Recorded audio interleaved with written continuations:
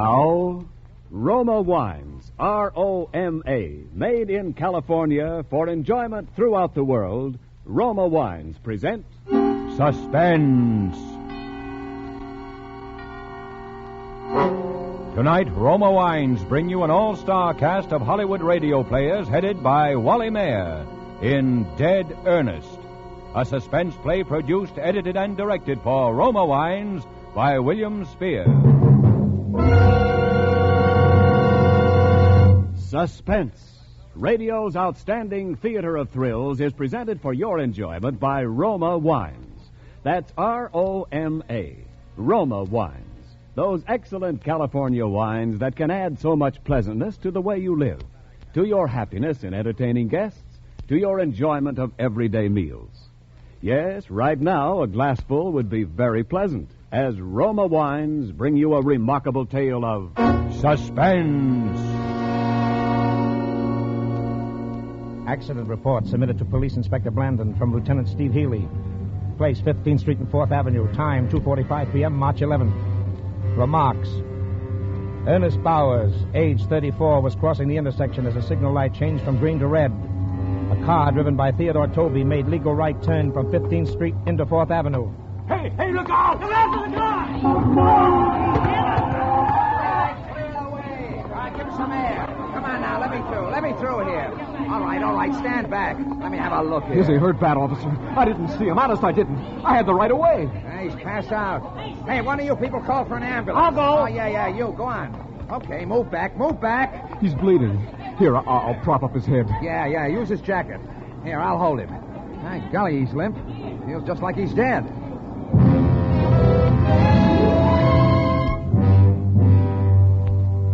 Yes, Ernest Bowers felt like he was dead. Ernest Bowers suffered from catalepsy, a strange disease.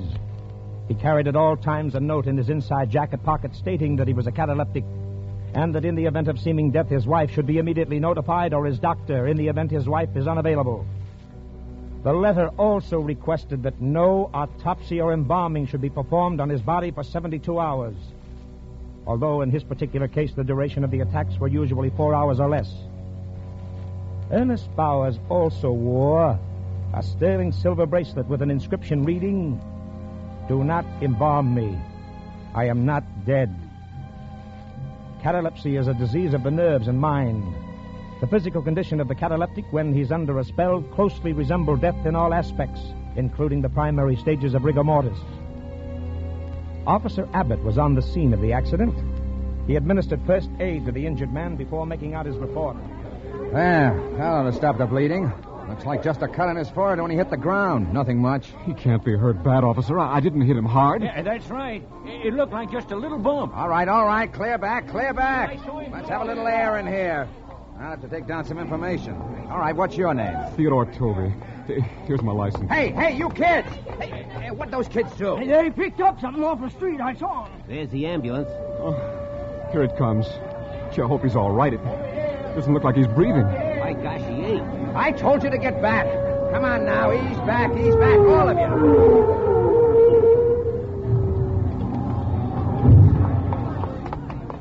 I'm glad you got here, Doctor. He's out cold. Now, officer. Now, let's have a look here. Yeah, I'll see he is. All right, let's get him away. He's dead. Well, anyway, it didn't happen in the ambulance. Okay, we'll take him away. Keep them back, officer, will you? All right, come on. Keep back, clear out. All right, the show's over. That's the second one today. Yeah, well, let's go. Hey, whose coat was that he was laying on? I don't know. Did you pick it up? No. Hey, officer. Yeah? Where's the coat? Huh? Oh, my gosh, it's gone. Okay, never mind. Let's go, Peg.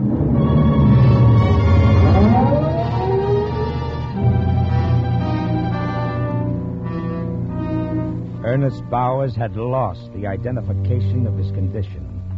The letter was in the inside pocket of his jacket. The silver chain he wore on his left wrist had snapped and fallen to the pavement. Two youngsters picked up the chain. Robert Manelli, age 9.5, and Tommy Stoner, 8. Hey, that cop yelled at us. Did you hear him? Yeah.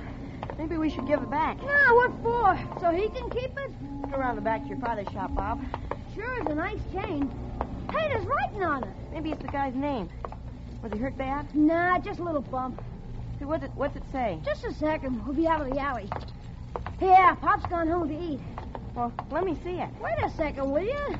It says, do not something me. I am not dead. It's screwy. What do we do with it? Sell it, Dopey. But that's stealing, Bob. It ain't stealing. We found it, didn't we? But when we try to sell it, they'll ask us where we got it. What do we tell them? Nothing. Use your head. You know what we'll do? What? We'll use Pop's welding torch. We'll melt it down. He told us not to use it. Pop ain't here, is he? No. Well, come on. There it is. Yeah. Here, put it on that brick. Okay? Yeah. Be careful. You don't know too much about this, you know. What are you kids doing? Huh?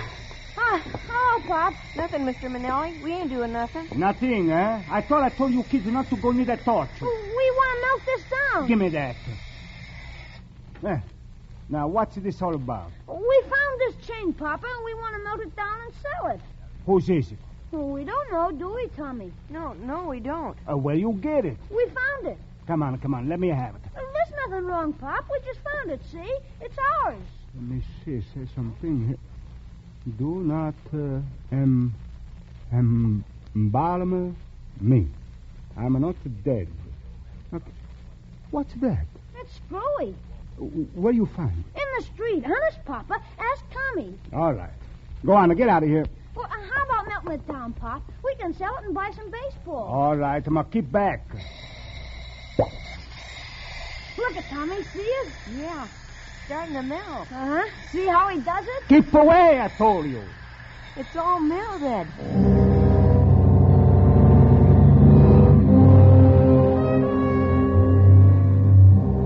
They sold the melted chain to a dealer for $1.30. $1.30. But the coat. The coat was the principal thing. In the coat, in the inside pocket, was the letter. The information about Bauer's condition was in the letter. The instructions that could save his life.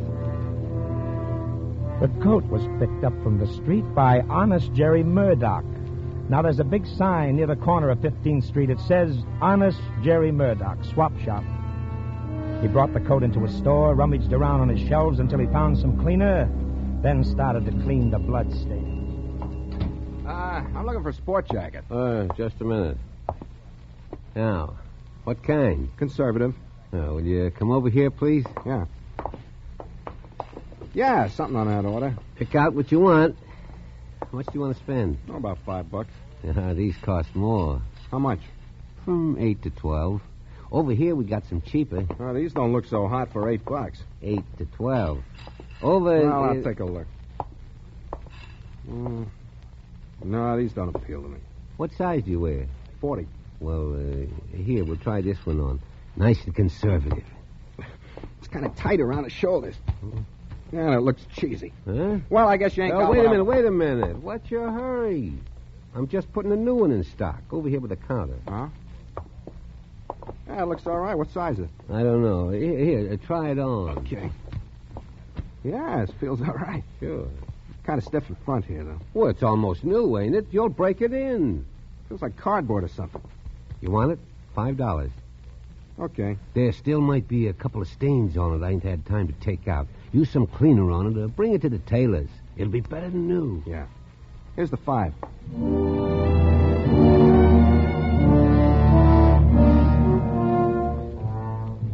Ernest Bowers was brought to the receiving room of the Better General Hospital. The time, 4:10. If Bowers was going to awaken, it would probably be before 6:45. Intern on duty, Dr. Weldon, made out his report. He wrote it down while standing near the telephone switchboard. Listen, honey, get this guy's wife on the phone if he's got a wife. Here, just a minute. Here's his wallet. Another dead one? Yeah, dead as a mackerel. And gonna stay that way, too. And his home phone is here. I'll give it a whirl. Let's see. Superficial cut. Boy.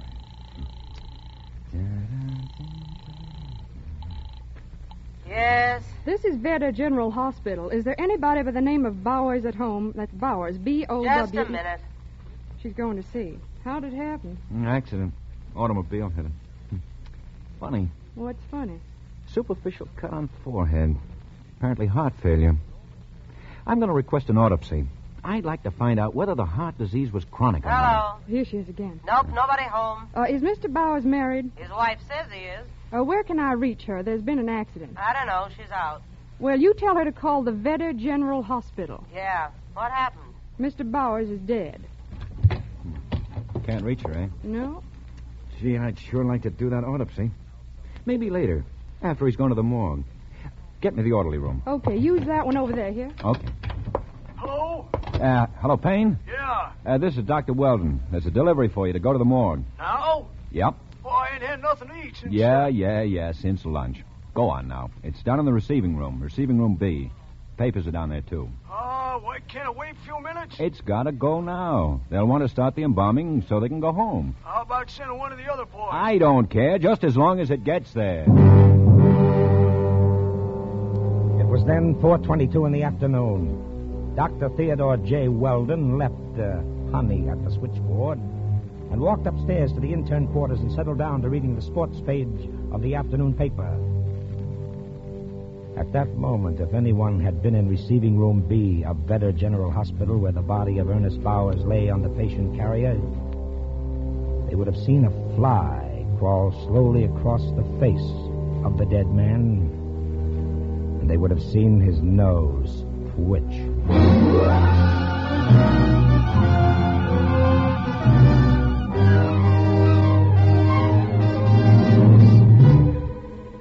For Suspense, Roma Wines are bringing you an all-star cast of Hollywood radio players headed by Wally Mayer in Dead Ernest, a radio play by Celic Lester and Merwin Gerard. Roma Wines' presentation tonight in radio's outstanding theater of thrills, Suspense.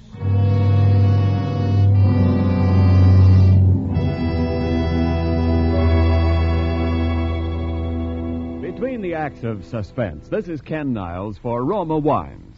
Yesterday, I read an article listing 20 ways to beat this dog day heat. Among them were taking noon naps, soaking wrists in ice water, and taking salt tablets.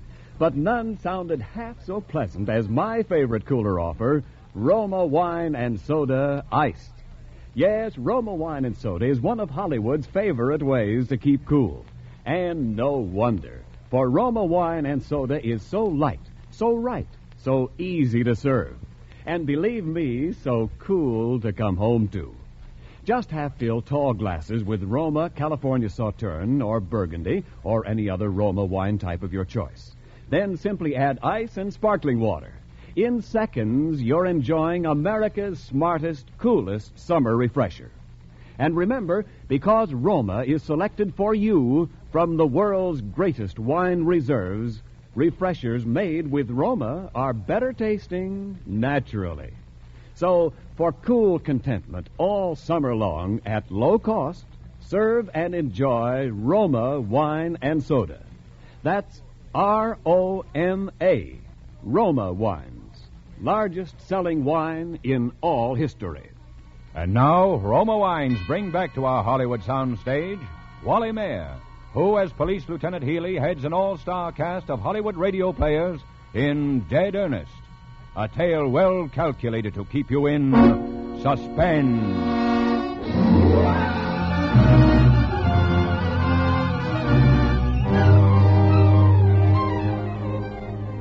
Henry Prince had purchased the coat in which was the letter that could save the life of Ernest Bowers. When Henry Prince left the second-hand clothes store, he stopped to have a chat with some friends, made some purchases at the grocery store, and started home. The time, a few minutes after 5. He lived about 2 blocks from the scene of the accident. His wife was waiting for him. Well, how do you like it for $5? It looks all right. What's that? A spot? Where? Take it off a second. Oh, sure, yeah. I wonder what it is. Oh, he said there were a couple of spots. Cleaner will take them out. Yeah, looks like it might... What's this in the pocket? I don't know. Oh, honestly. To whom it may concern, please open and read. Oh, that's what must have felt stiff. Yeah. This note is carried on my person wherever I go. It is to advise responsible parties that I am a cataleptic. that if it appears as though I am dead, I am not, and that my body is not to be molested for a period of 72 hours, neither by autopsy nor by embalming. Although the maximum periods of my attacks usually do not exceed 4 hours, please telephone my wife, Mrs. Margaret Bowers, at Fulton 11231. This is a boarding house, address 841 1/2 West 25th Street. If she is not there, please try Axminster 43422. This is the number of Dr. Benton. It is of vital importance. It may mean my life. Thank you, Ernest Bowers. Yeah, that's a funny one. Where'd you get the coat, Henry? That honest Jerry Murdoch's. I wonder what we can do. Oh, nothing's probably forgotten already. Somebody sold the coat to him, forgot to take the letter out. Yeah, it doesn't sound like something a guy'd forget. Oh, the devil with it. Well, it might be important. Look at that, Henry. Those spots look like blood. Nah, too dark. That's the color blood turns. I'm going to telephone that number. Go ahead. I think you're wasting your time. Well.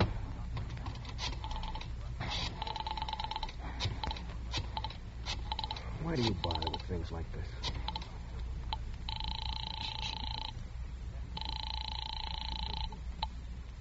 Hello. I'd like to talk to Mrs. Bowers. She ain't in. Well, how do you know? You didn't even She go... went out, and you ain't the first after her. Who else wanted to get in touch with her? Oh, somebody. I don't know who. Well, thank you. Hey, see, you're wasting your time. Yeah, well, I'm going to try that Dr. Benton. Let me see.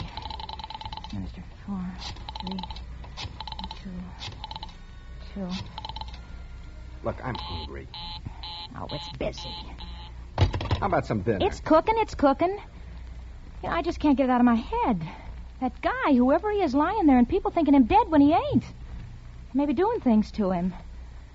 What's embalming? Well, they do that at the morgue. It's preparing his body for burial. I think they take all the blood out of his veins. Well, that'd kill him if he wasn't already dead. Well, it couldn't kill him no deader. Henry, I'm going to find out about that coat. Where's this place you bought it? Honest, Jerry? No, wait a minute, Francis. I put in a good day's work. I'm tired. Well, listen. I don't want to run around the city looking for someone I don't even know about. Well, I'll go myself. Yeah, and how about me at home here while you go out? I want to eat. I'm hungry. Well, dinner won't be ready for another 15 minutes anyway. Where is the place? Oh, all right. I'll go with you.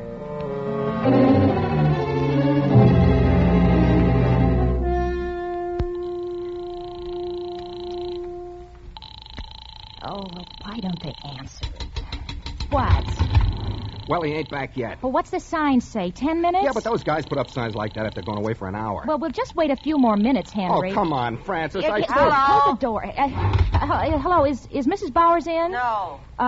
Mr. Bowers? No, he's dead. Oh, he is? Yeah, that's what they tell me. Well, look, would You're you mind... bothering me, lady. I got a meal set up on the table. I can't be answering a million questions. Yeah, but look, all I want to know is when Mr. Bowers died. How do I know? Ask Mrs. Bowers. She'll be home soon. Yeah. Oh, thanks. Well, Mr. Bowers is dead.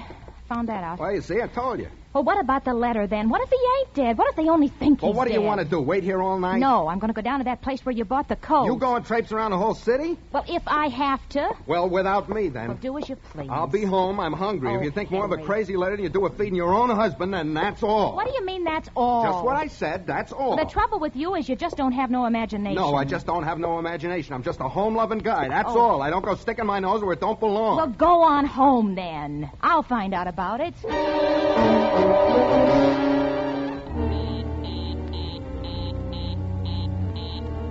Oh, busy. How can a doctor's line be always busy?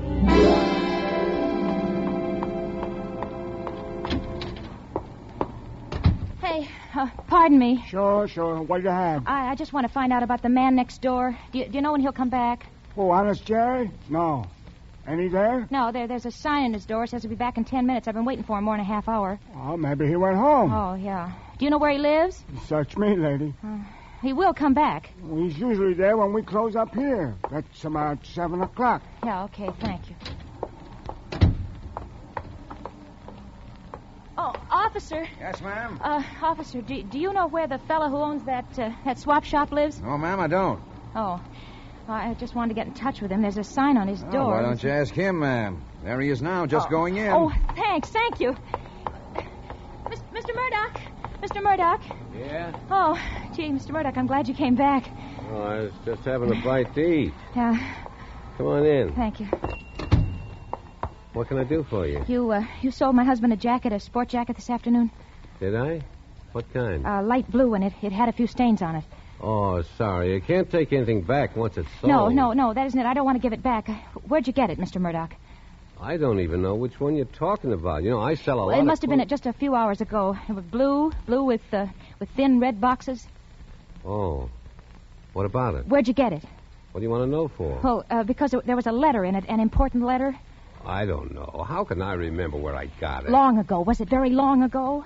I don't see where it's any of your business where I got it. Mr. Byrne, it may be important. I've been trying to reach the numbers. The doctor's number's always busy, and his wife isn't home yet. I don't know what you're talking about. Oh. Please, now I'm busy. I got lots to do. But you must tell me. Just look. Just tell me one thing. Did you have the jacket in here a long time? Well, please, it's very important. No. I just got in this afternoon. Oh, you did? Where did you get it? You said one question. You asked it, I answered. That's all. There was blood on it. That I can't help. Now, if you'll excuse me, No, you got to tell me. I don't have to tell nobody nothing. Mr. Murdoch, look, I may be all wrong. I'm probably just crazy doing this, but if that man's alive and they do anything to him, I'll just never get over it. I'll never be able to live with myself. What are you talking about? Listen, there was a letter in the inside pocket of that jacket. You see, it said that Ernest Bowers was a cataleptic. What's that? You mean he goes into fits? No. A cataleptic is somebody who looks like he's dead at times, you see, and he isn't. He goes into a spell, and it looks as though he's dead. Yeah. Sometimes they take dead bodies to the morgue. They embalm them. That means they take all the blood out of their veins. Now, this fellow Bowers is a cataleptic. I don't know whether he's dead or alive, or even if he's worrying about this letter. But I got to find out. Yeah, well, there was What? An accident before the... Where? Who was in it? I don't know. Believe me, lady, I didn't know anything all about all this. Wait, you think this guy who was taken away in an ambulance was a catalepsy? That coat, was it his?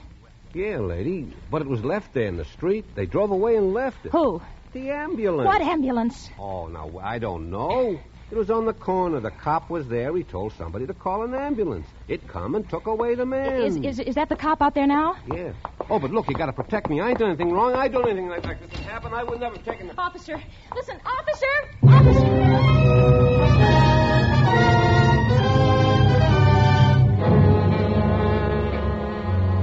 Ernest Bowers lay on a slab at the morgue. If he were alive, probabilities were that he would regain consciousness about 6:45. The two embalmers on duty at the time had decided to get a bite to eat when the phone rang.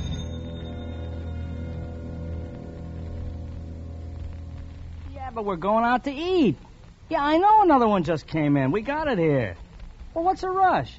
No. We just want to grab a cup of coffee, and then we'll get right on it. Well, is it our fault if it comes in just when we want to have a... Huh? Oh, we can go home after? Oh, well, that puts a different complexion on... Okay. Yeah. Hey, what time is it, Tony? 6:30. Doc says if we embalm this one now, we can go home. Well, let's start in then. I'm hungry. Okay. I'll start the motor. That's a young guy, ain't he? Yeah. You know, I was speaking to the wife about that yesterday. Oh, get the injector out, Tony. She was saying more and more people die older and older. Yeah, looks like we can open through the neck. Yeah, give me a piece of that gauze. Yeah, I said to her she should be around this place a while. We get them all ages. Hey, want me to do it? No, that's all right. You get the injector ready. Hey, look at him. You know, you never think that such a little thing like his heart stops beating could make him dead and not alive. Yeah, hold it steady now, will you? Yeah. Ready? Just a second. Yeah. All right. Here we go. Huh. Oh, what's the matter? Huh. My glasses. They're clouding up. Well, take them off.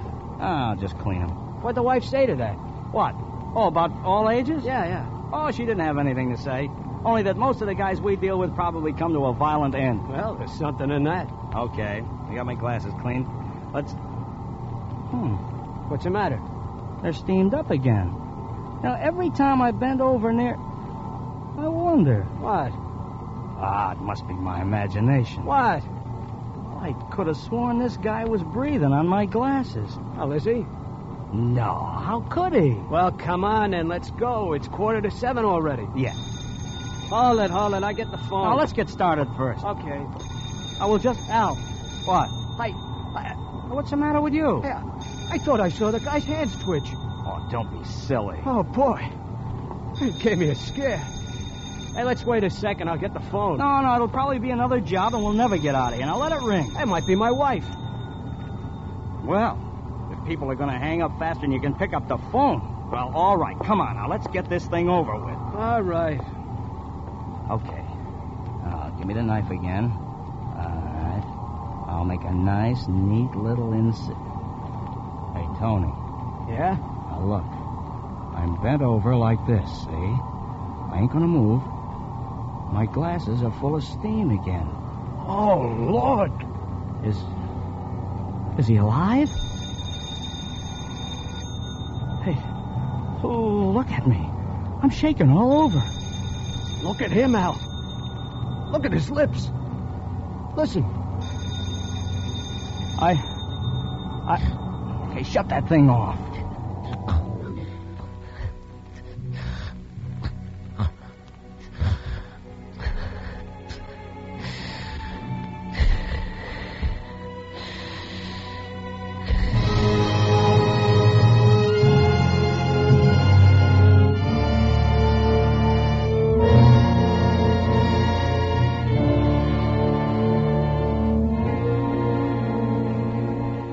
Apparently, the life of Ernest Bowers was worth $1.30 for a silver bracelet and $5 for a blood-stained jacket to honest Jerry Murdoch. Their petty thefts brought a man to the brink of death. As for the busy telephone in Dr. Benton's office, it wasn't busy at all. The good doctor had unwittingly replaced the receiver on the stand incorrectly. There's just one more episode which perhaps doesn't belong in an accident report, but which I would like to include. After regaining full consciousness, Ernest Bowers put in a telephone call from the morgue. Hello. Hello, Mrs. Brawley. Is Mrs. Bowers in? I don't know. I didn't see her come in. Josie, see if Mrs. Bowers is home. Who is it? This is Mr. Bowers. Who? Mr. Bowers? They told me he was dead. The hospital called and said... I know, Mrs. Brawley, but they made a mistake. Oh, well, here she is. Hello? Ernest? Where are you? Well, darling, it's quite a long story. Well, never mind that. You just get right home, you hear? Dinner's getting ice cold.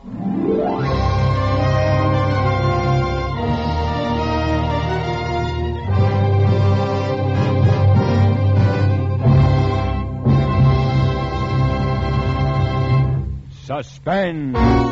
Presented by Roma Wines, R-O-M-A, made in California for enjoyment throughout the world. This is Ken Niles for Roma Wines. Perhaps you've noticed how summer's open doors and backyard living promote neighborliness.